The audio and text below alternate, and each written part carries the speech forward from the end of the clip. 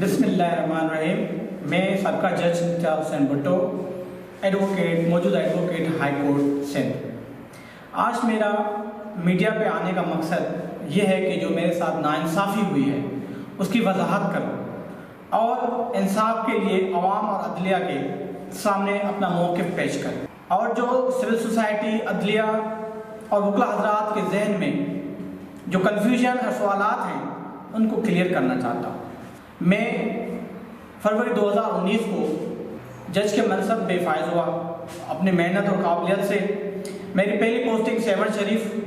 اپنے court staff کو پہلے ہی دن سے واضح احکامات دیے کہ جو مظلوم سائل اپنے فریاد کے لیے میری کورٹ میں آئے اسے فی الفور میرے کورٹ میں پیش کیا جائے اور اس کی میں فریاد قانون کے مطابق سن کے انصاف فراہم کروں گا. ایسے سینکڑوں درخواستیں میری کورٹ میں آئیں جن کو سن کر قانون کے مطابق انصاف فراہم کیا، جس کے وجہ سے کرپٹ پولیس افسران اور لوکل مافیا کے آنکھوں میں کانٹے کی طرح چبھتا رہا، جو کہ میں ثبوت کے ساتھ میڈیا کے توسل سے پیش کرنا چاہتا ہوں. مجھے ایک ایسی درخواست موصول ہوئی جس میں یہ لکھا ہوا تھا کہ 7 کی کالج میں کمپلسری سبجیکٹ کی لیکچرر اور پروفیسر نہیں ہے. مجھے بہت تعجب ہوا اور میں نے ڈائریکٹر کالج حیدرآباد کو نوٹس کیا، اور جب کورٹ میں آئے تو میں نے اس سے کہا کہ ود ان ویک، ایک ہفتے کے اندر کمپلسری سبجیکٹ کے لیکچرر مقرر کیے جائے. مجھے ایک ایسی درخواست بھی موصول ہوئی جس میں عرضدار نے لکھا تھا کہ 7 شریف میں ہوٹلوں میں پولیس کی سرپرستی میں فحاشی کے اڈے چل رہے ہیں.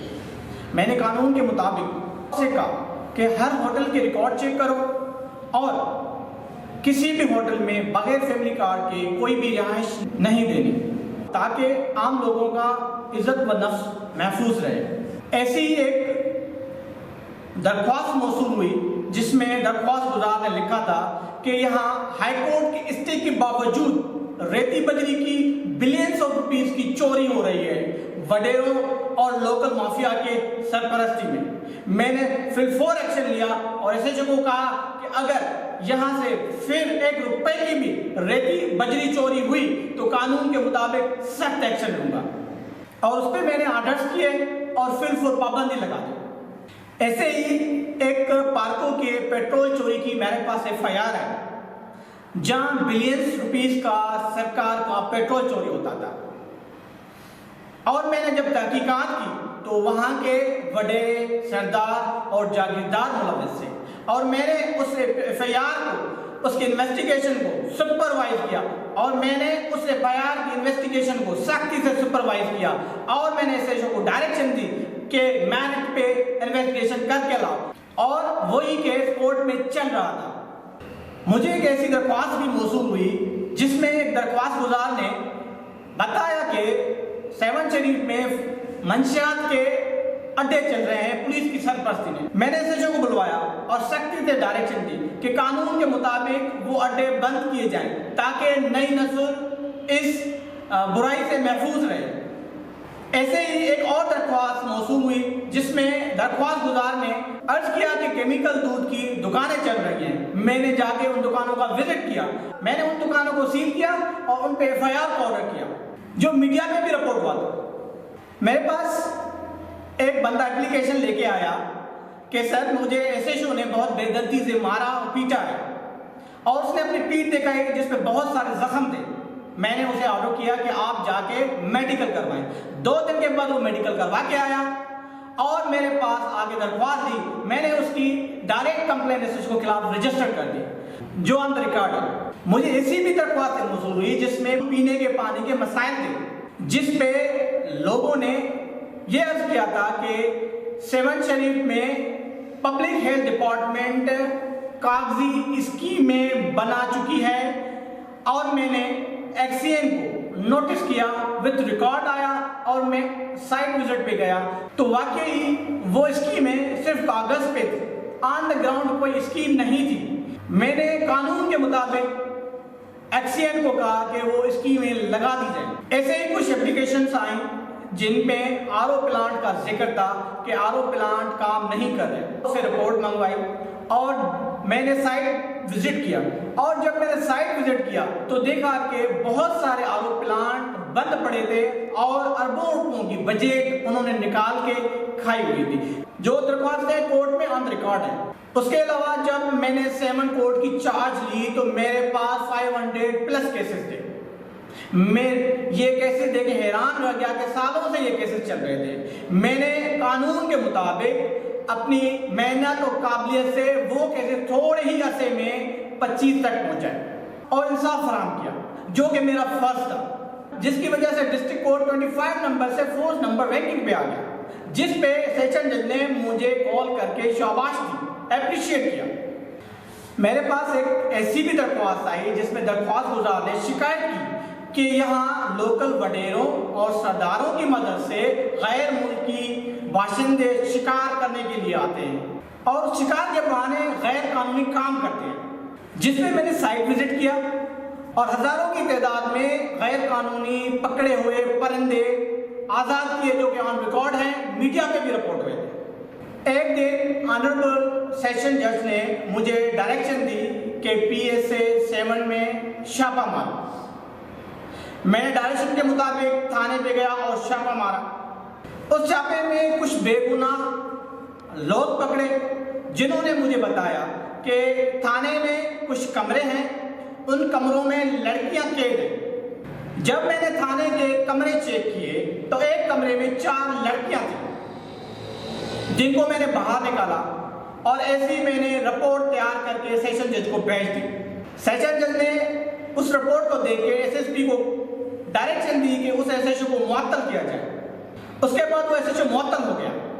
कुछ वक्त के बाद एक नया SSP आया और उस SHO ने लोकल वडेरों और माफिया के जरिए बहाल होके वही सेम पोस्टिंग SHO 7 ने ले ली और उसके बाद उस SHO ने एक शादीशुदा औरत को दूसरे मर्द के साथ ड्रामाई अंदाज में पकड़कर मेरी कोर्ट में 164 के लिए पेश किया और मैंने उसका कानून के मुताबिक 164 स्टेटमेंट रिकॉर्ड की और फिर उस लड़की को पुलिस के हवाले किया। उसके बाद SHO ने 48 घंटे के बाद बदला लेने की नीयत से लड़की को खुद वीडियो बयान दिलवाया और वो खुद रिकॉर्ड किया, जिसमें वाज़ेह है SHO उस लड़की के मुंह में लफ्जी लुकमे डाल रहा है। उसके बाद मुझ पे मीडिया प्रेशर की वजह से FIR लॉन्च और मैंने बेल करवाई और मैंने GIT हैदराबाद डिवीजन को तहकीकात के लिए दरख्वास्त दी और फिर मेरी DNA टेस्ट करवाई गई और फिर उस DIT ने मेरी DNA टेस्ट करवाई, जिसमें यह साबित हुआ कि उसकी DNA मेरे DNA से मैच नहीं हुआ और जिस लड़के के साथ उस SHO ने मिलकर ड्रामा रचवाया उस लड़के के साथ उस लड़की की DNA मैच हुई, जिसपे आज तक पुलिस ने जनाब बिन रजा की FIR तक लॉन्च नहीं। और थोड़े दिन के बाद उस लड़की का 164 का बयान आया कि पुलिस के कहने पे मैंने जज साहब पे इल्जाम लगाए थे और फिर GIT ने तहकीकात की और केस को B क्लास यानी झूठा केस करार दे के खत्म कर दिया।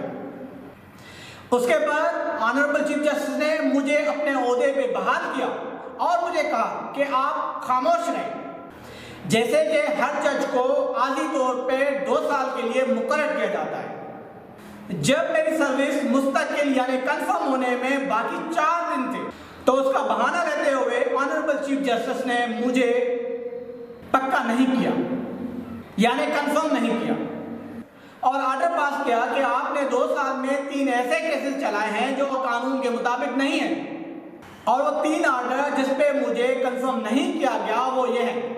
नंबर 1, एक केस में मुद्दई नहीं आ रहा था, मैंने उसमें आर्डर पास किया कि जब तक मुद्दई नहीं आता इस केस को स्टॉप किया जाए, स्टॉप प्रोसीडिंग किया जाए, जो कानून के मुताबिक था। एक और केस में चीफ केमिकल एग्जामिनर अपनी पोस्ट पे नहीं था, वो पोस्ट वैकेंट थी, केमिकल रिपोर्ट नहीं पेश करता तब तक इस केस को स्टॉप किया जाए, स्टॉप प्रोसीडिंग किया जाए, वो भी कानून के मुताबिक ही आर्डर था। और तीसरा ऑर्डर ये था कि मैंने इंटीरियम मेंटेनेंस अलाउ की। उसका मतलब ये था कि एक बाप को मैंने पाबंद किया कि अपनी औलाद को मंथली अखराजात दे। ये है वो 3 केसेस जिनमें मुझे हटाया गया, जो कि तीनों केसेस कानून के मुताबिक थे और उसको सुप्रीम कोर्ट में चैलेंज भी नहीं किया गया। और मैं मीडिया के दोस्तों को यह सबूत दे रहा हूं कि 3 केसों का बुनियाद बना के मुझे कंफर्म नहीं किया गया। और रेप केस का तासुर बिल्कुल गलत है जो आम सोसाइटी के जहन में चल रहा है। मैंने ऑनरेबल चीफ जस्टिस के ऐसे इलीगल ऑर्डर को सुप्रीम कोर्ट में चैलेंज किया हुआ है। चीफ जस्टिस साहब ने मुझे गैरकानूनी तौर पर और 3 ऑर्डर को बुनियाद बनाकर मेरी सर्विस को पक्का यानी कंफर्म नहीं किया।